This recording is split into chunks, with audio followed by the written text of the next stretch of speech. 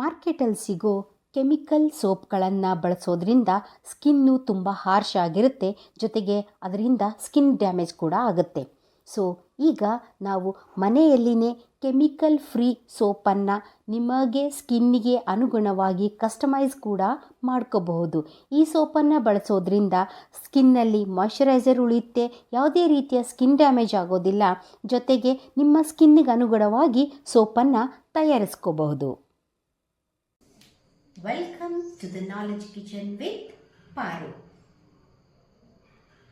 ಈ ಥರ ಸೋಪ್ಗಳು ನಾವು ಮನೆಯಲ್ಲಿನೇ ಮಾಡ್ಕೋಬಹುದು. ಹೌದು, ಇವುಗಳನ್ನು ನಾವು ಮನೆಯಲ್ಲಿನೇ ಮಾಡ್ಕೋಬಹುದು. ಸೊ ನಮ್ಮ ಸ್ಕಿನ್ನಿಗೆ ಅನುಗುಣವಾಗಿ aloe vera is good for moisturiser. So ಜೊತೆಗೆ ಅಕ್ಕಿ ಮತ್ತು ಆಲೂಗಡ್ಡೆ ನಮ್ಮ ಮುಖದಲ್ಲಿ ಕಲೆಗಳಿದ್ರೆ ಅದು ಕೂಡ ಹೋಗುತ್ತೆ. ಸೊ ಜೊತೆಗೆ ನಾವೇನ್ ಮಾಡ್ಕೊಂಡಿದೀವಿ, ಇಲ್ಲಿ ಬೀಟ್ರೂಟ್ ನಮ್ಮ ಸ್ಕಿನ್ನಿಗೆ ಗ್ಲೋ ಅನ್ನ ಕೊಡುತ್ತೆ.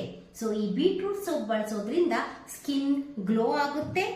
ಎಲೋವೆರಾ ನಮ್ಮ ಸ್ಕಿನ್ಗೆ ಮಾಯ್ಶ್ಚರೈಸರ್ ಅನ್ನ ಕೊಡುತ್ತೆ. ಸೊ ಅಕ್ಕಿ ಮತ್ತೆ ಆಲೂಗಡ್ಡೆ ನೀರಿನಿಂದ ಮಾಡಿರುವಂತ ಸೋಪು. ಈ ತರ ಸೋಪ್ಗಳನ್ನ ನೀವು ಕೂಡ ಮನೆಯಲ್ಲಿ ಮಾಡ್ಕೋಬೇಕಾ?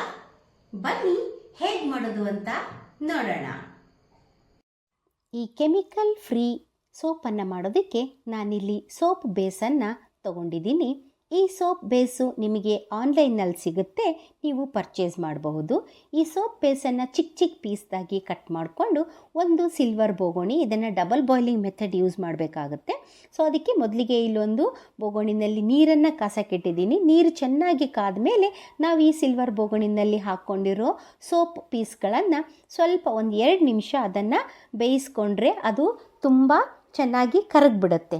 ಕರಗಿದ ನಂತರ ನಾವಿದನ್ನು ಹೊರಗೆ ತಕ್ಕೊಂಡು, ಅಲ್ಲೇ ಬಿಡೋದು ಬೇಡ, 2 ನಿಮಿಷದಲ್ಲಿ ಕರಗಿಬಿಡುತ್ತೆ.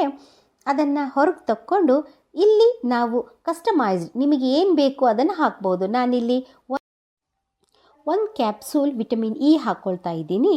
ಜೊತೆಗೆ ಒಂದು ಸ್ವಲ್ಪ ಆಲಿವ್ ಆಯಿಲ್ 2 ಹನಿ, ಬಾದಾಮ್ ಆಯಿಲ್ 2 ಹನಿ, ಕೊಬ್ಬರಿ ಎಣ್ಣೆ 2 ಹನಿ, ಇದನ್ನೆಲ್ಲ ಹಾಕಿ ಚೆನ್ನಾಗಿ ಮಿಕ್ಸ್ ಮಾಡ್ಕೊಳ್ಳೋಣ. ಅದರ ನಂತರ ಸ್ವಲ್ಪ ಫ್ರ್ಯಾಗ್ರೆನ್ಸ್ಗೋಸ್ಕರ ನಾನಿಲ್ಲಿ ಲ್ಯಾವೆಂಡರನ್ನು ಬಳಸ್ತಾ ಇದ್ದೀನಿ. ಇದರ ನಂತರ ನಾವು ಮೇನ್ ಇಂಗ್ರೀಡಿಯೆಂಟ್, ನಮ್ಮ ಸ್ಕಿನ್ ಫ್ರೆಂಡ್ಲಿ ಮೇನ್ ಇಂಗ್ರೀಡಿಯೆಂಟ್ ನೋಡಿ ಇಲ್ಲಿ ತೋರಿಸ್ತಾ ಇದ್ದೀನಿ. ಆಲೂಗಡ್ಡೆ ರಸಕ್ಕೆ ನಾನು 1 ಸ್ಪೂನು ಅಕ್ಕಿ ಹಿಟ್ಟನ್ನು ಬಳಸ್ತಾ ಇದ್ದೀನಿ. ಆಲೂಗಡ್ಡೆ ರಸನ ಹೇಗೆ ತೆಗೆಯೋದು ಅಂತ ತೋರಿಸ್ತಾ ಇದ್ದೀನಿ. ಸಿಂಪಲ್ಲು ಆಲೂಗಡ್ಡೆ ತುರ್ಕೊಂಡು ನಾವು ಅದರ ರಸನ ತೆಗೆದಿಟ್ಕೋಬೇಕು.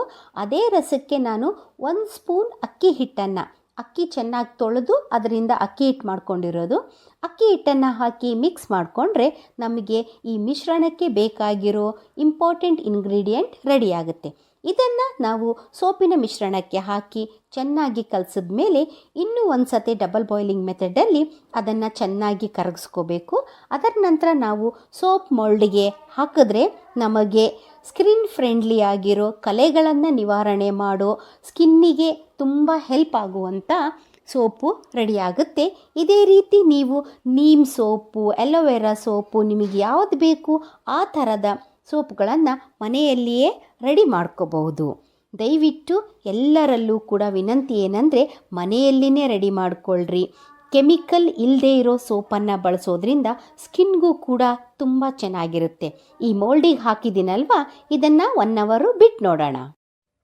ಬೀಟ್ರೂಟ್ ಸೋಪ್ ಮಾಡೋದಕ್ಕೆ ನಾವು ಬೀಟ್ರೂಟನ್ನು ಕಟ್ ಮಾಡಿಕೊಂಡು ಮಿಕ್ಸರ್ಗೆ ಹಾಕ್ಕೊಳ್ಳೋಣ. ಅದರಿಂದ ನಾವು ಬೀಟ್ರೂಟ್ ಜ್ಯೂಸನ್ನು ತಕ್ಕೋಬಹುದು. ಬೀಟ್ರೂಟ್ ನಮ್ಮ ಸ್ಕಿನ್ಗೆ ತುಂಬ ಹೆಲ್ಪ್ ಆಗುತ್ತೆ, ನಮ್ಮ ಸ್ಕಿನ್ನನ್ನು ಗ್ಲೋ ಮಾಡುತ್ತೆ. ಸೊ ಜೊತೆಗೆ ನಮಗೆ ತುಂಬ ಸ್ಕಿನ್ ಫ್ರೆಂಡ್ಲಿ ಆಗಿರುತ್ತೆ.